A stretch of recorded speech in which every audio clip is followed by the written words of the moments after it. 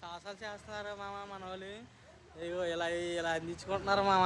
రిసిగ్గా ఉంది మామ. మా వాళ్ళు ఏమో బలాలు లేవు, సరిగ్గా కట్టలేదు మామ. వీళ్ళు అడ్డామంటే 108 ఎక్కాల్సింది మామ. మనం ఇంత పై నుంచి కూడా అరకు చేయాల్సి వస్తుంది మామ. మనం అసలు ప్రతిరోజు ఉండదు మామ ఈ పని, ఈ రోజే ఉంటది.